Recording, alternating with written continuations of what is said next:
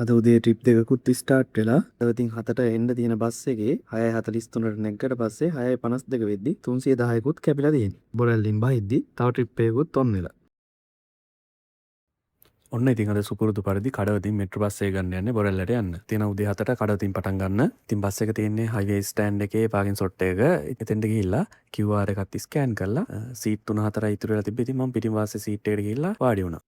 6:44 වෙද්දී සාමාන්‍යයෙන් සීට් 3ක් විතර වගේ ඉතුරු වෙන්න බස් එකම ෆුල් වෙලා තියෙන්නේ. බස් එක යන්න පටන් ගන්න තියෙන්නේ 7ට. ඉතින් බස් එක 7 ජර්නි එක පටන් ගද්දී සාමාන්‍යයෙන් 4 දෙනෙක් වගේ හිටගෙන හිටියා. ඒ වගේම සීට් බෙල්ට් එකක් දාගන්න කියලා කිව්වා. කැලණි කැම්පස් එක ගාවින් සාමාන්‍යයෙන් බස් එක හොඳටම ලෝඩ් වුණා. කිරිපත්ගොඩදී ෆුල් වෙන්නම ලෝඩ් වුණා. දෙමටගොඩ එනුයි කැම්බල් පාක් වලින් කට්ටිය පැස්සට පස්සේ සාමාන්‍ය සෙනගක් තමයි ඉන්නේ. ඉතින් මමත් බොරැල්ලෙන් QR එක ස්කෑන් කරලා බස් එකෙන් බැස්සා. බස් එකෙන් බෑලා හිස්ට්‍රිය පොඩ්ඩක් චෙක් කරාට පස්සේ තමයි මට තේරුනේ මෙතන මොකක් හරි අවුලක් වෙලා තියෙනවා කියලා. 6:52 වෙද්දී රුපියල් 310කුත් කැපිලා ඊට පස්සේ මම බස් එකෙන් බහැපු ටයිම් එකට ආයෙ ට්‍රිප් එකක් ස්ටාර්ට් වෙලා තියෙනවා. ඒකේ අප්ඩේට් එකක්වත් ඇවිල්ලා මොකක් හරි ඉෂුව එකක්ද කියලා චෙක් කරන්න පොඩ්ඩක් ප්ලේ ස්ටෝර් එක පැත්තේ ගිහිල්ලා බැලුවා. ඇප් එකේ අප්ඩේට් එකකුත් නැහැ. කියන්නේ කඩවතිනුයි බොරැල්ලනුයි ට්‍රිප් දෙකක් ස්ටාර්ට් වෙලා කියලා තමයි මේ නොටිෆිකේෂන් වල පෙන්නන්නේ. මොකද එන්ඩ් වෙච්ච නොටිෆිකේෂන් එකක් නැහැ. මොකද්ද ඉෂුව එක කියලා මටත් එච්චර තේරුම් නැති හින්දා මම කරපු වැඩේ LMT වෙබ්සයිට් එකේ තියෙන නම්බර්ස් දෙකක් දාලා තිනවා. ඒ දෙකෙන් දෙකටම කෝල් එකක් ගත්තා.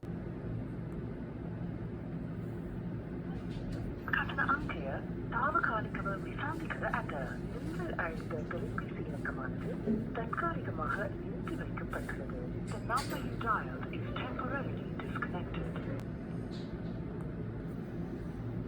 එක නම්බර් එකක් ටෙම්පරරි ඩිස්කනෙක්ටඩ් අනිත් නම්බර් එක ආන්සර් කරන්නේ නැහැ. ඒ කියන්නේ ගොඩක් වෙලාවට ඒක ඩිවයිස් එකකට කනෙක්ට් කරලා නැතුව ඇති. පයිලට් ප්‍රොජෙක්ට් එකක් විදිහට තමයි මේ දවස්වල යන්නේ. ඉතින් අනිවාර්යෙන් ප්‍රශ්න තියෙනවා. ඒ කියන්නේ ටෙක්නිකල් ඉෂුස් එන්න පුළුවන්. ඕනතරම් බස් වල ප්‍රශ්න එන්න පුළුවන්. රූට් වල ප්‍රශ්න එන්න පුළුවන්. ටයිම් වල ප්‍රශ්න එන්න පුළුවන්. ඒකනේ මේක පයිලට් ප්‍රොජෙක්ට් එකක් කියන්නේ. ඉතින් එතකොට මේ මොනවා හරි එන ඉෂුව එකක් අපිට කම්ප්ලේන් කරන්න දැනක් තියෙනවා. එතෙන්දි වෙන්නේ නැත්තේ මට හිතෙන විදිහට බස් එක සමහරට 6 මාට විතර පාකින් සොට් එක දාන්න නැති 4ට යන්න තියෙන එක. ඒ වුණාට මෙයාලගේ සිස්ටම් එක මේ ජර්නි එකට ස්ටාර්ට් කරන්න පටන් ගන්න දැත්තේ 6:52කට. එතකොට මෙයාගේ කලින් ස්කෑන් වෙලා තියෙන ඔක්කොම මේ එන්ඩ් වෙච්ච නැති ඒවා විදිහට අරගෙන මෙයා 310ක් ඩිලීට් කරන් තියෙනවා. මට හිතෙන්නේ ඒක තමයි වෙන්න ඇත්තේ කියන එක. මම 6:43ට නැග්ගේ. දැන් මෙතන 6:52කට මෙයාගේ ආයේ අප්ඩේට් එකක් ගිහින් තියෙනවානේ. QR එක ස්කෑන් කළවත් මොකක්වත් නෙමෙයි මේක ඔටෝමැටිකලි වෙලා තියෙන්නේ. ඉතින් මේක එතකොට මගේ අර කලින් ස්කෑන් කරපු එක මෙතනදී එන්න උනා. මම බොරැල්ලෙන් බහිද්දි ආයේ ස්කෑන් කරා. ඊට පස්සේ මෙතනින් ආයේ බොරැල්ලෙන් එකක් ස්ටාර්ට් වුණා. ඒක තමයි ගොඩක් දුරට වෙන්න ඇත්තේ. එයා තමයි මට හිතෙන්නේ. මොකද මේක ගැන හරියට විස්තරයක් අහගන්න විදියක් නැහැ. සයිට් එකේ තියෙන නම්බර්ස් එකක්වත් වැඩ කරන්නේ නැහැ. හිතෙන විදියට මේක නම් ඉෂුව එක